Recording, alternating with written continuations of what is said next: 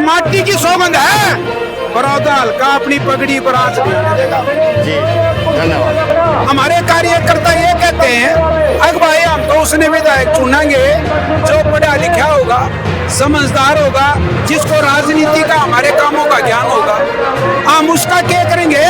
जो एमएलए की ग्रांट आती है, दूसरी ग्रांट आती है, उनको नहीं होना मेरा कितलानी है। मैं ये कह रहा था उनकी नींद हराम होगी। अब उनके पास करने के लिए कुछ नहीं है।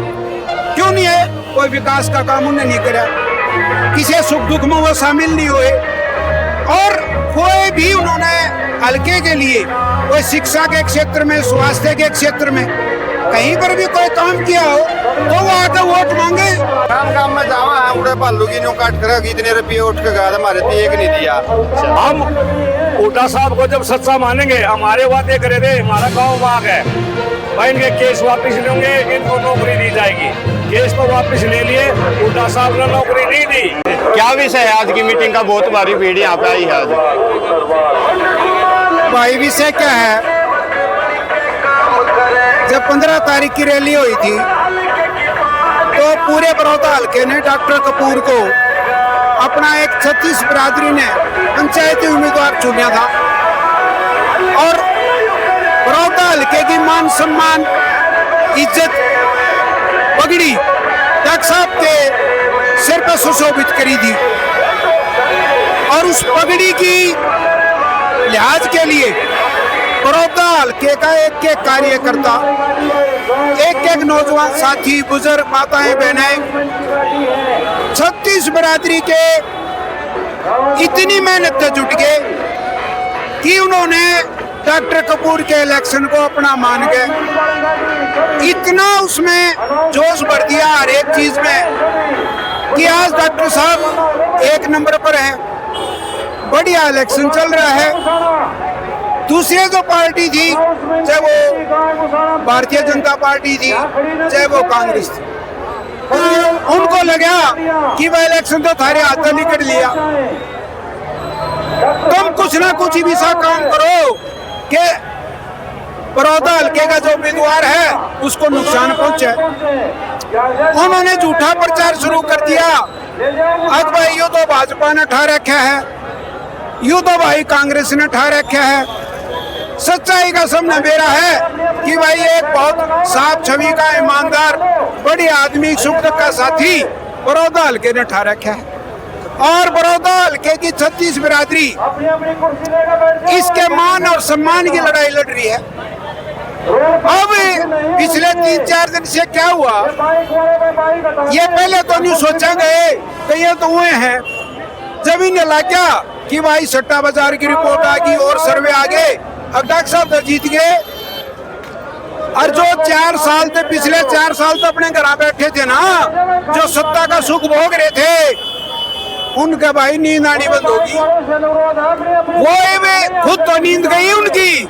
अब ये कार्यकर्ता जो हमारे लगे हुए हैं, इन बिरादरी ना सुन देंगे, इनके भी कुआर खटखटाओ कई कई बजा गए।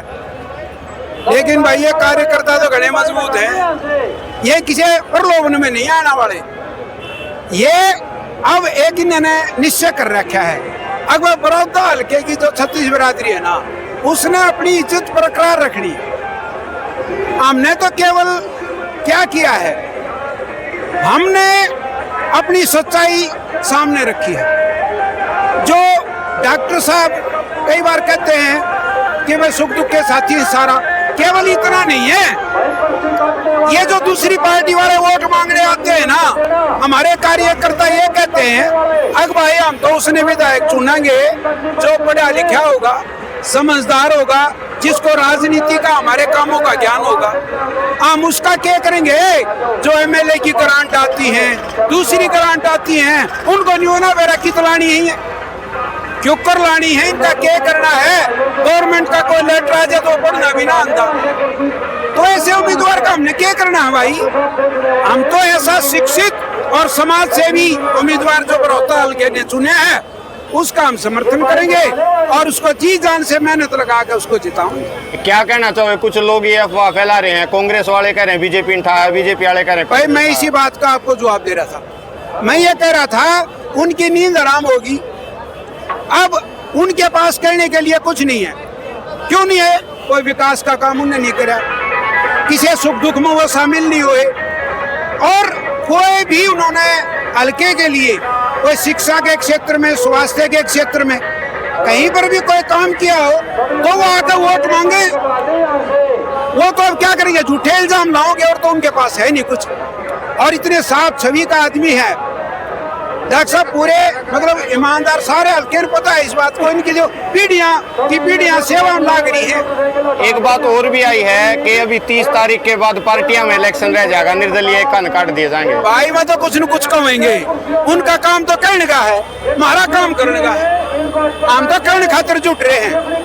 और अब हल्के की माटी को जिसने अपने खून पसीने से सींचा है ना, उस माटी की सौगंध है। बरौदा हल्का अपनी पगड़ी पर आंच नहीं आने देगा।